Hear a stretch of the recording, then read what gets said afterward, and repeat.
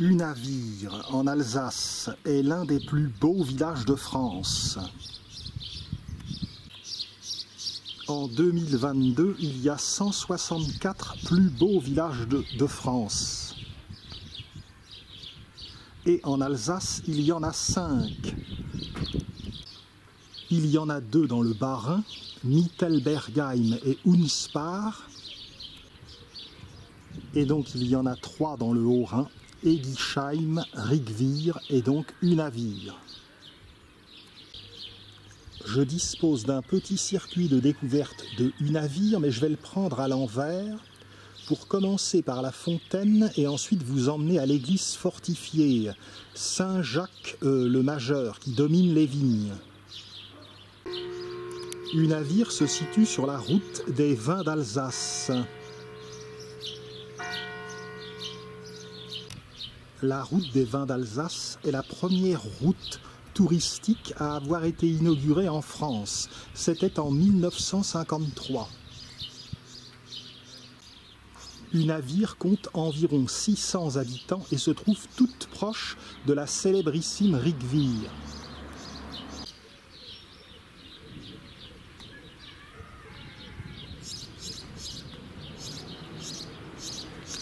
Nous arrivons à la fontaine et au lavoir. Voici la fontaine Sainte-Une qui alimente le lavoir et il me faut dire quelques mots pour justifier le nom de Unavir. Si vir veut dire villa, le domaine, voici Una.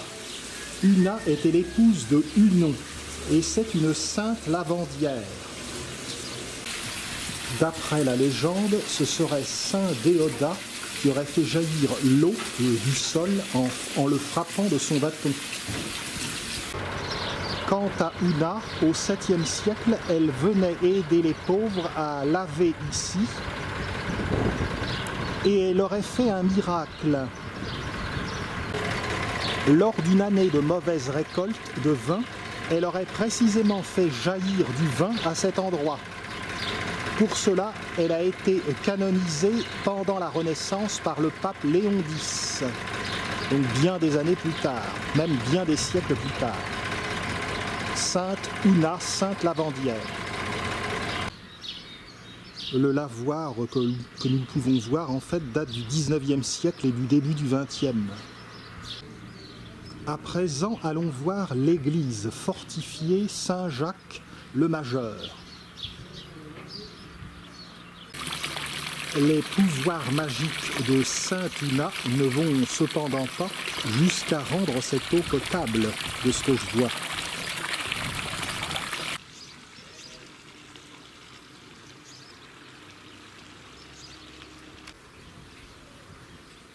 À présent, il va falloir grimper un petit peu, mais il est tôt le matin, donc par conséquent, il ne fait pas encore trop chaud dans cette période caniculaire.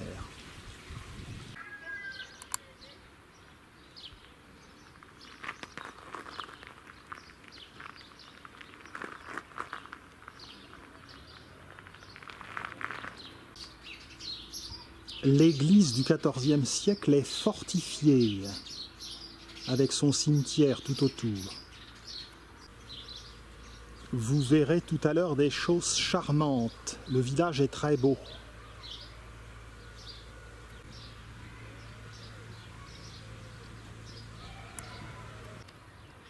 Voici l'aspect de la vigne en juin.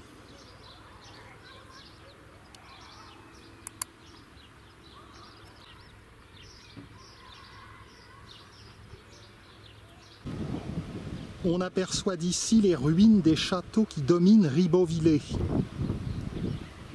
dont le château de Saint-Ulrich.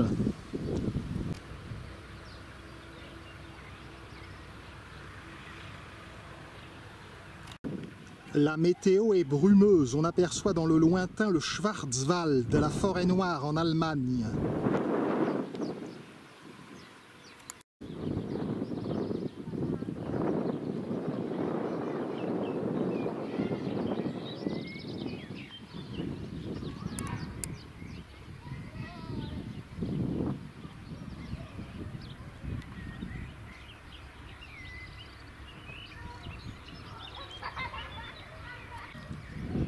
Courage, courage.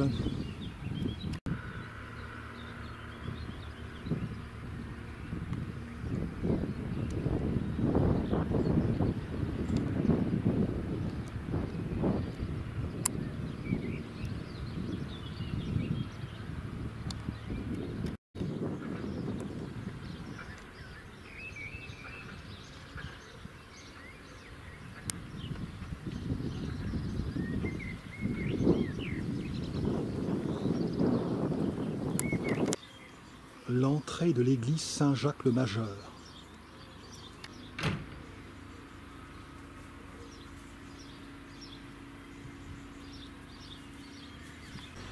Il y avait un édifice primitif au XIe siècle.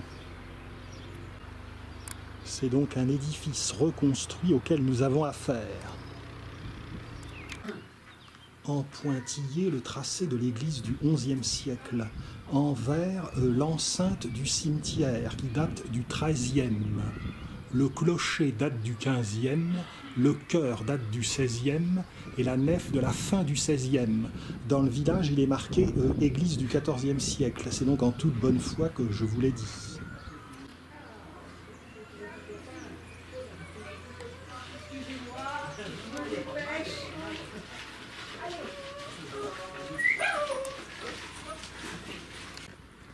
Très curieux de voir un cimetière dans une enceinte fortifiée.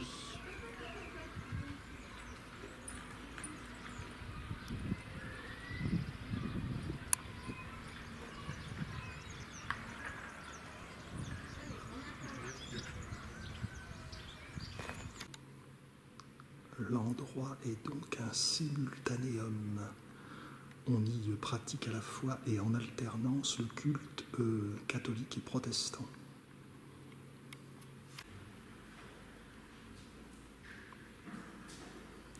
Église toute propre, toute simple, bien entretenue.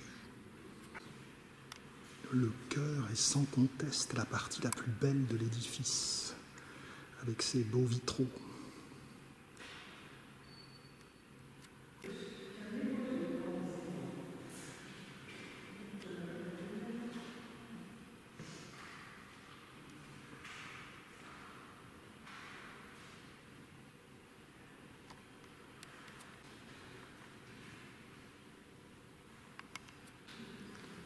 Voici le plus ancien orgue français d'Alsace, 1765. À côté du chœur, le clocher avec ses fresques. Il y a 14 tableaux datables de la fin du XVe siècle. Sur la gauche, ces 14 tableaux représentent la vie et les miracles de Saint Nicolas.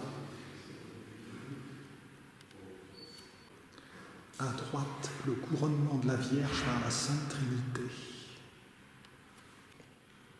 Petite maquette de l'église Saint-Jacques-le-Majeur.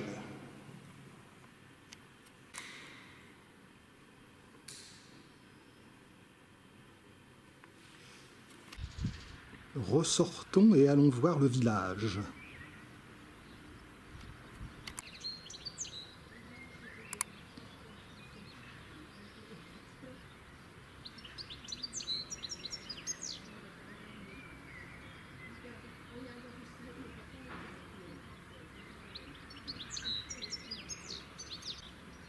On descend par la rue de l'église, la bien nommée.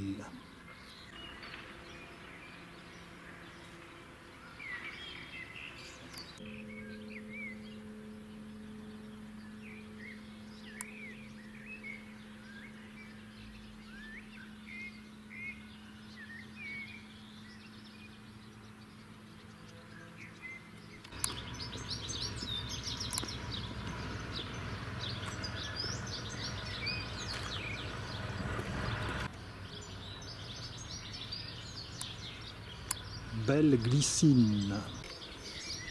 On croise la rue Sainte-Une sur la droite.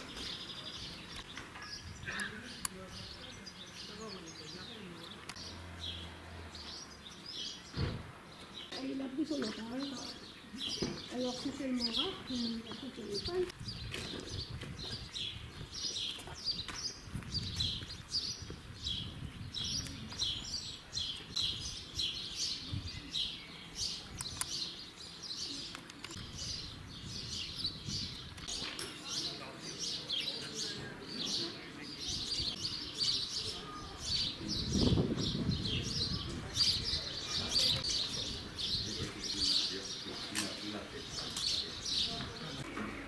À cet endroit se trouvait autrefois l'auberge à la clé, une demeure qui date de 1567.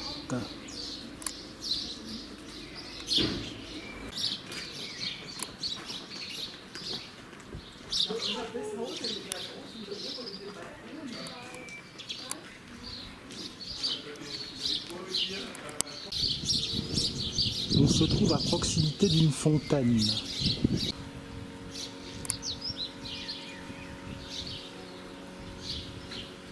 Voici la plus monumentale fontaine de Unaville.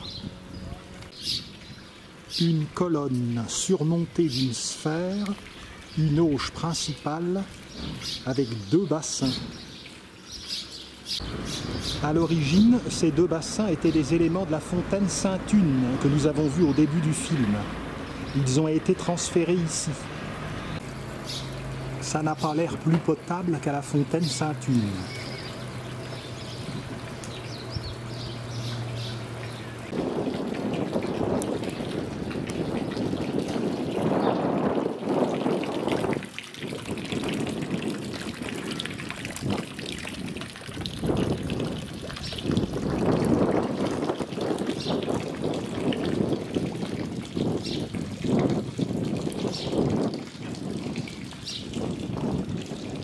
Par ici.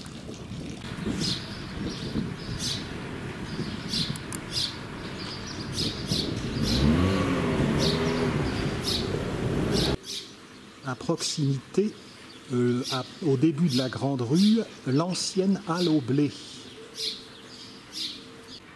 La construction de cet édifice de style Renaissance commença en 1517.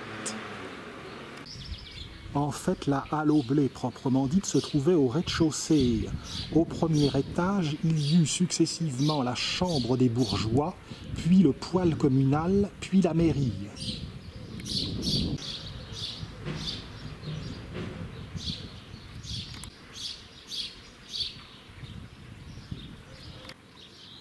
Descendons la grande rue.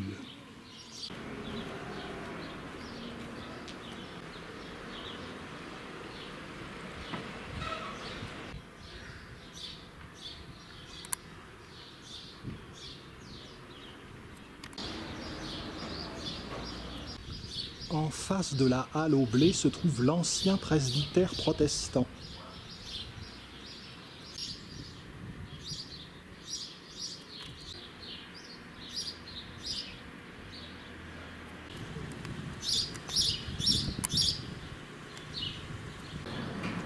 Cette maison à colombage qui se situe à l'angle de la Grande Rue et de la rue Saint-Jacques est sans doute la maison la plus ancienne de Unaville, donc une maison de vigneron.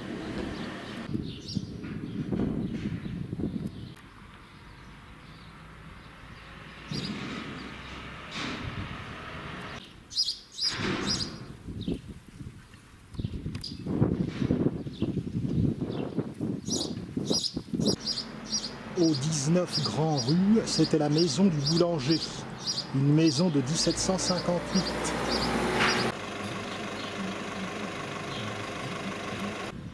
Petit écart rue Saint-Jacques, perpendiculaire à la Grande Rue.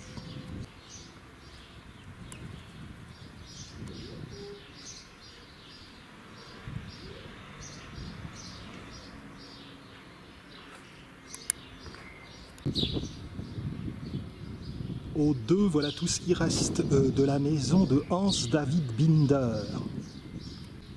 Ses initiales apparaissent sur le linteau. La maison date de 1730 et Hans David Binder était gourmet de profession. J'aimerais bien avoir cette profession-là. Je continue à descendre la Grande Rue. Une maison de 1576. Un petit train par canicule, il faudra peut-être y songer.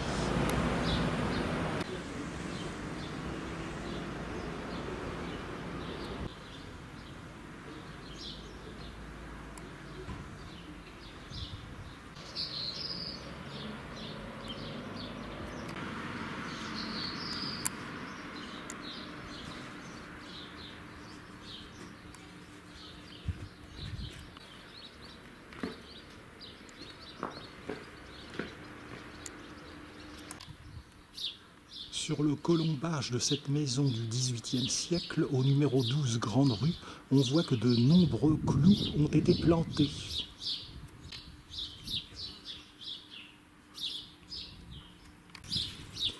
Ces clous avaient pour fonction de tenir l'enduit masquant le colombage dont la maison fut couverte à l'époque. Une vieille maison de tonnelier au numéro 10.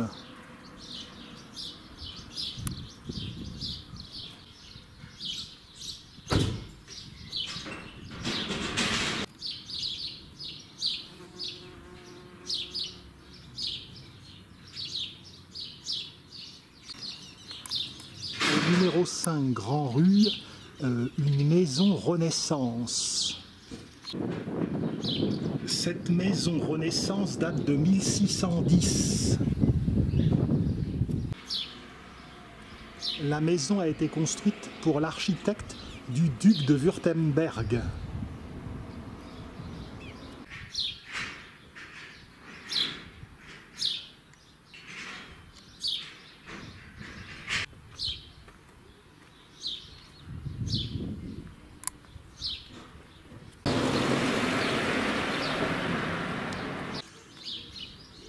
Vraiment un beau village.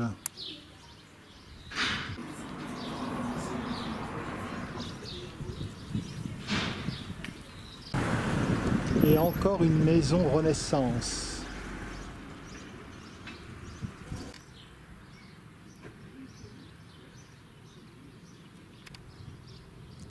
Au numéro 2, c'est-à-dire au bout de la Grande Rue, une maison de 1566 avec une fenêtre qui comporte cette date et également des coquilles Saint-Jacques.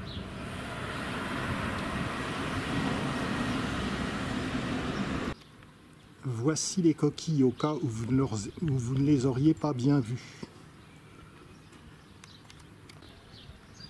Un joli petit tour d'horizon de Unavir.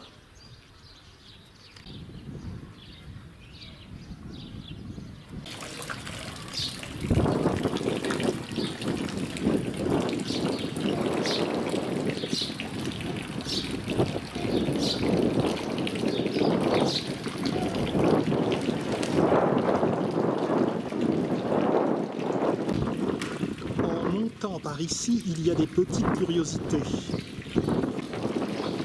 Ici, j'ai bien mangé. Accueil aimable.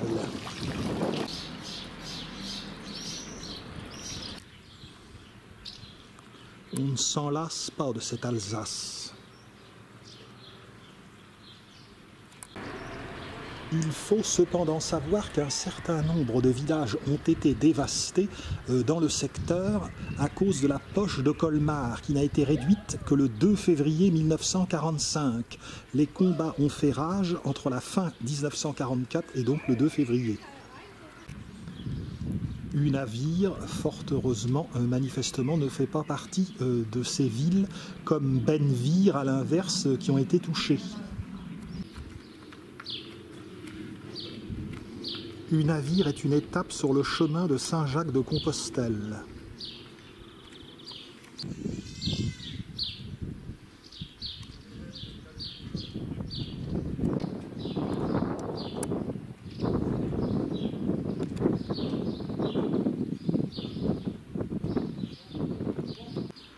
Montons jusqu'à la rue des Vosges. Lorsque l'on dit Alsace, tout le monde pense aux Vosges. Il faut cependant savoir que dans l'extrême sud de la province, il y a aussi le Jura alsacien. Et la capitale de ce Jura alsacien est Ferrette, Firth. Si Compostelle me paraît hors de portée, il est tout à fait probable que pour ma visite de Rigvir, je parte de Unavir pour faire une balade à travers les vignes, avant d'atteindre cet autre plus beau village de France. Ce sera pour un autre épisode. Voici donc la rue des Vosges. Vous voyez, je ne vous avais pas menti, dans le village, ils disent que l'église date du XIVe siècle, et à l'église, ils indiquent autre chose.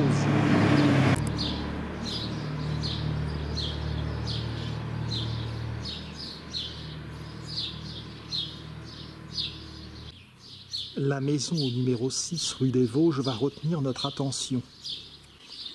Sur le linteau du porche, on voit des emblèmes qui pourraient représenter le travail d'un épinglier.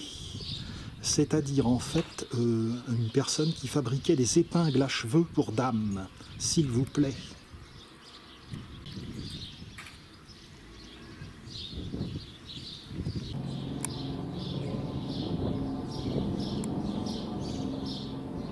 Redescendons.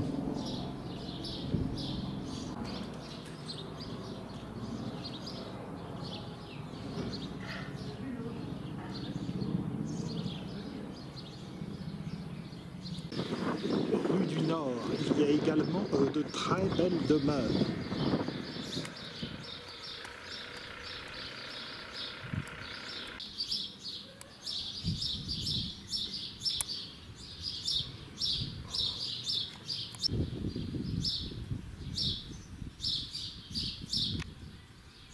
Sainte Une, la Sainte Lavandière, a écouté ma prière. Elle nous envoie un petit vent qui modère très agréablement la canicule. La spécialité vigneronne de Unavir est le Riesling Rosacer.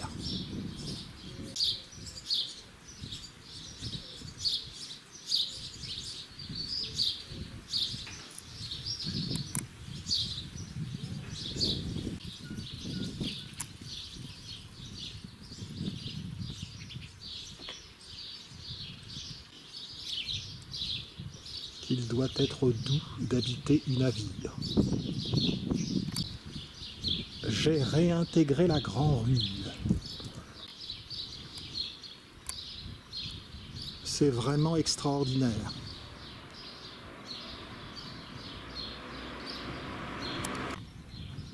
La bignonne commence à fleurir.